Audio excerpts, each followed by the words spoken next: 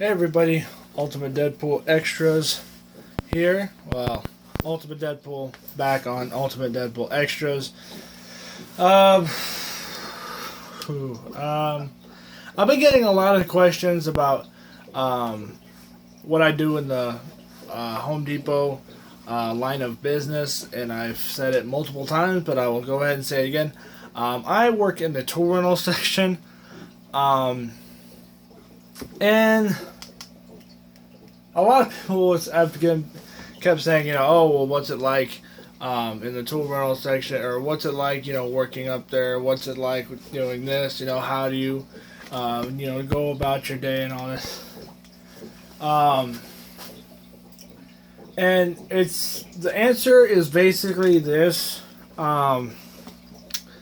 It's not so bad. It's not great, but it's not terrible either, because as long as we're very dead, and not busy at all, it's actually kind of peaceful and quiet, but it gets very boring very quickly.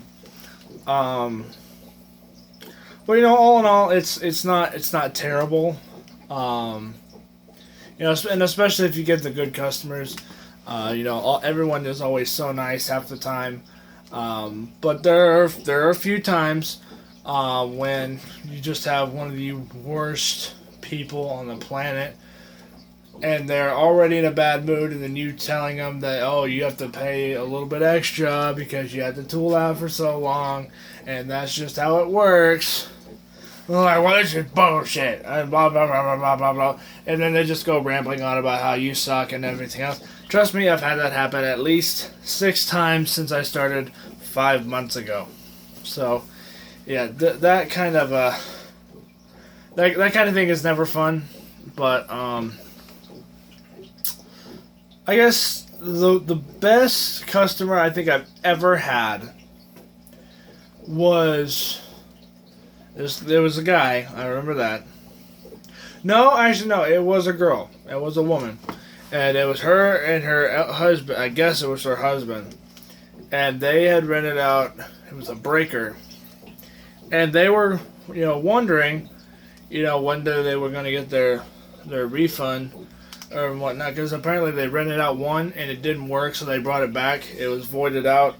And then they got another one. So they spent a total of almost $500 in one day. And I felt bad for him, and I was by myself at this time, because Jared, one of my co-workers, he was at lunch. It was either Jared or Alex, I don't remember. They were at lunch, and so I told him, I said, look, let me see the page. So I looked, and it said, oh, this has already been voided out. You should get the full $350 refund. I'm like, oh, okay. So what's funny is it asked me to call a manager from the store, and I went ahead and did. I said, hey, can I get a manager in the tool rental section, please? Yeah, I'll be right there. No one showed up. No one came in at all. No one did anything. So I showed them exactly what they were doing. Oh, okay, thank you very much. And then they left. And I was waiting for a manager to show up just so I'd be like, I don't need you. But nobody showed up at all. Not one person. There were 4 managers on that day. Not one of them showed up. James, he's actually my quote-unquote boss. He's more like a supervisor, but I still work for him, so technically he is my boss. He's a real cool guy. And he can frustrate me from time to time, but other than that, it's the usual whole, oh well, if this happens, then you got to make sure to do this, and this to avoid doing this, and this, and this. It does get a little annoying sometimes. I'm not gonna lie. But again, James he's a pretty cool guy. Um, as long as you're working and you're doing what you need to do, he's pretty chill about a lot of things, but he's also very strict. Um, so he's kind of this is gonna sound weird. He's kind of like a parent, like he's kind of like a dad. Like he's got to be fair but firm, Um, and I don't know exactly any other way to describe that. He understands. If you got a problem or anything like that. But you also got to make sure. He also has to make sure that you're doing what you need to do. You're not slacking off and stuff like that. And that's cool and all, but and I understand he's just doing his job. I just don't like being awake at 4:40 in the morning and leaving here at like 5:20 in cold weather, or at all for that matter. So, but oh well. I get over it, because then I just get to go home early. So, but then I don't get to do anything else the rest of the day because I am tired as all get out. Let's see. So enough about Home Depot. You guys are still spamming me on how I make my Mad Max cars for my regular channel, Ultimate Deadpool Studios. Link is in the description below to that channel. And there's no real easy way to describe it or describe how I do it. Because to be honest, I've never really watched any of the Mad Max movies. And I don't really know a whole lot about the franchises or like the whole, thing. But what I do know is it's a post-apocalyptic type world, and they have like cars that are built out of other cars that were like, and they have a whole bunch of weird things. I did see the Rick and Morty Mad Max little episode that they did. And that's where a lot of inspiration came from, just because I like Rick and Morty. I always have. Ever since I first started watching it. I actually hated the franchise. And when I first saw it, and I didn't even know it was a thing until like 2017. And I was in class one day, and I looked over, and I saw this guy. He had a Rick and Morty backpack. I'm like, dude, what the hell is that? That looks like the dumbest cartoon in all of cartoons. And that's saying something, because I'm not a big SpongeBob fan. I know a lot of you guys are going to say, well, SpongeBob is better than Rick and Morty, and SpongeBob's been around longer. I understand that. Just me, personally, I never cared for SpongeBob. If it's on, I watch it, but I don't enjoy it. You know what I mean? So it's something I can sit through if I'm with a big group. But it's not something like, I want to watch this.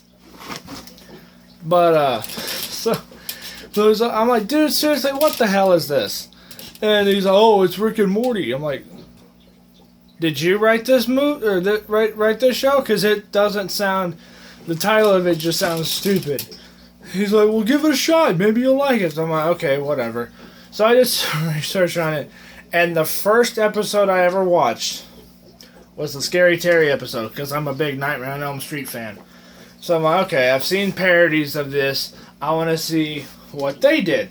So I watched the Scary Terry episode, and I laughed. and laughed and laughed. Well, not quite that hard, but, I still laughed with it, and laughed at it. So I'm like, okay, you know what? I'm just going to go ahead and give this show a shot, see what happens. I watched the first episode. And the first episode, I'm like, why? Just why? There's no reason for this. Like the whole Morty shoving the seeds up his ass thing, it was like, just why? Why do you need to do that? Why is that needed? And then the whole Jessica dream sequence was like, okay. Well, I mean, I started watching it. Eventually, I got through the first season, and I started the second season. And then I didn't really, mind the third season, but it wasn't their best. And so far, season 4 hasn't disappointed me, except for the dragon episode. I didn't really care for the whole dragon slut thing that they were doing. I didn't care for that. But the Snake Terminator parody was funny. Cole, one of my other managers at Home Depot, loves that show. He's been watching it since it started. And I told him, I said, look, I just got into this like 2 years ago when season 3 was still being made. So, I mean, I've seen all the episodes countless times by that time, within 2 years. But I told him, I said, I mean, it's still a good show, but it's not something I'm still, all of a sudden hooked on. Like, I haven't seen any of The Mandalorian, and I know a lot of you guys are going to say, you're a Star Wars nerd. Wake up and watch Mandalorian. Well, unfortunately, I don't have Disney Plus, so I can't exactly watch The Mandalorian. I am working on that, though.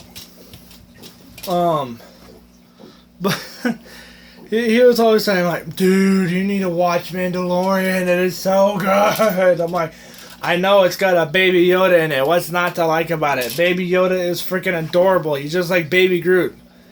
Okay, there's a comment challenge. Who's cuter, Baby Groot or Baby Yoda? I feel I just lit a fire in the comment section below. And I'm sure there's other YouTubers who have done this too. Like, oh, who's cuter, Baby Yoda or Baby Groot?